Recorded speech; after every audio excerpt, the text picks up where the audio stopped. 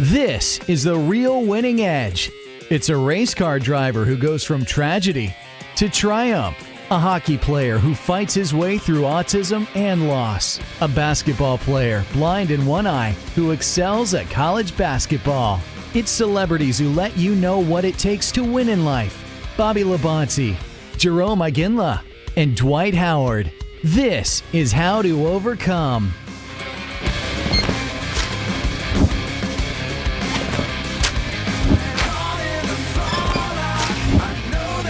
I'm Paul Antonono. See how you can overcome when life gets tough. Hi, I'm Lisa Leslie. Find out how to have the real winning edge over life's challenges.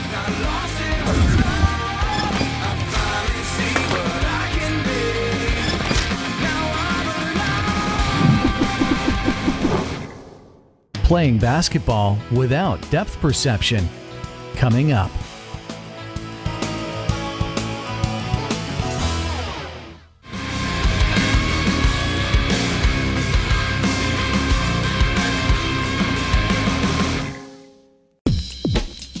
I'm Dwight Howard. Some people see challenges as excuses, and some see them as opportunities. It was a challenge to be an NBA starter my rookie year, but I didn't let that affect my scoring. Instead, I was able to average a double-double for the season. That's what I admire about the basketball player I'm introducing. He has a handicap, but he doesn't even think about it. Instead, he keeps working to improve his game. That's the real winning edge. He's got great quickness. He's made himself a good shooter. He's a good defensive player, especially considering that he has trouble with his peripheral vision. He's led our league in assists as a junior.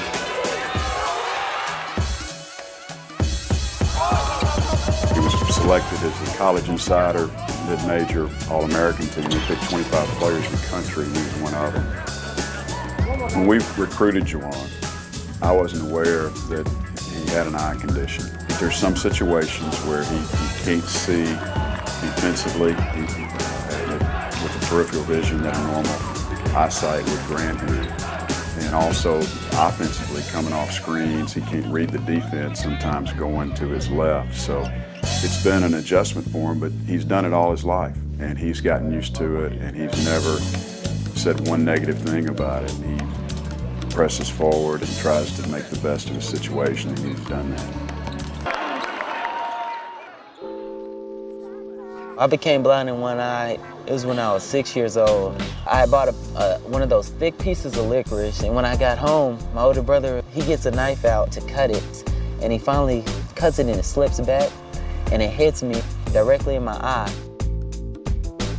Kids made fun of me early on when I was younger. You know, it was hard, especially in elementary school. I didn't understand why me, and things like that. My parents, they made me keep a positive attitude. They wouldn't let me get down. They wouldn't let me feel sorry for myself. When I came home, my eye wasn't an excuse, even though people was like, oh, it's okay that you missed your eye, something's wrong with your eye. My dad said, you made that shot with your eye like that. You know, so I could never use it as an excuse.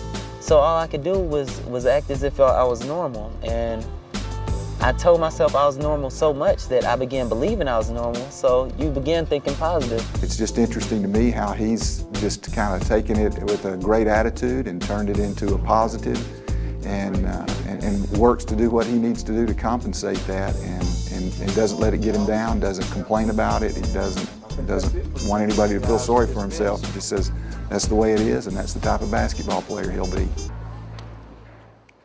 He's the type of player that, you know, at a young age you could go see him and he wouldn't really catch your eye. But he's just a hard worker and continued to work hard and get better and better each year that he played.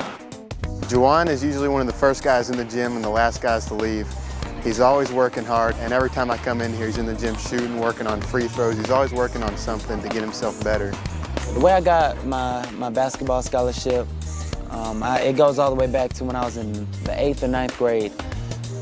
I had said a prayer, and I can still remember like it was yesterday. I asked God, don't make my parents pay for college, ever. You know, that was my prayer, that was my dream, and that's what I wanted. So I waited, I saw signing day coming, and I saw signing day go, and I still don't have a school to play for. I stuck with it, and I kept believing, And in August, about 2 weeks before school started, Coach Gill called me and said, "Jejuan, you still out there? I need you to come down for a tryout." I did the tryout and he gave me a full scholarship.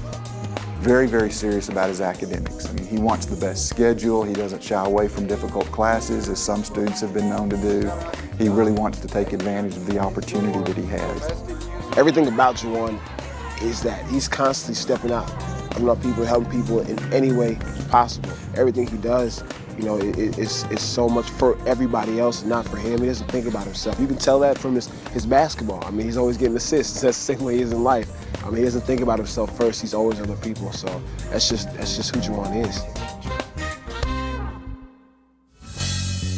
With Jejuan, I know a lot of girls like him, and I'll go to class and they'll ask how Jejuan is, and you know, ask for his number or something, and you know, he's not like that. He's not out he's not a, you know, normal college guy where he's just out looking for girls and stuff. He's in for something deeper. I feel like if you just stay away from it, you can keep yourself safe from it. And what you surround yourself is what you become. So if you stay away from it, and you stay away positive, you know, wholesome people, that's what you're gonna become. And the things that he's faced, you know, at a young age, I guess that's probably what has made him what he is today. Just because he's had to be tough and fight through a lot of adversity, and that's the part that's made him the player that he is because he's a tireless worker. Big thing I would tell young people is all success isn't good success. Good success in this world, people look and try to find good success and they say, well, if I make $100,000 to this world, that's successful. But you'll find athletes and rappers and other famous people that are unhappy. And that's what I like to tell young people is to seek God's success, because if you seek God's success, you know, you'll always have your joy, and that's always important.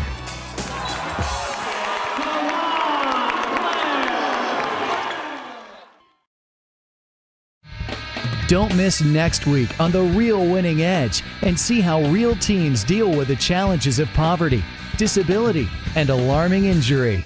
Our celebrity introducers will be Angelo Taylor, Jejuan Plair, and John Velasquez. And there's more. Visit our website and find us on Facebook. Go to www.realwinningedge.com. That's where you can recommend someone for the program, too.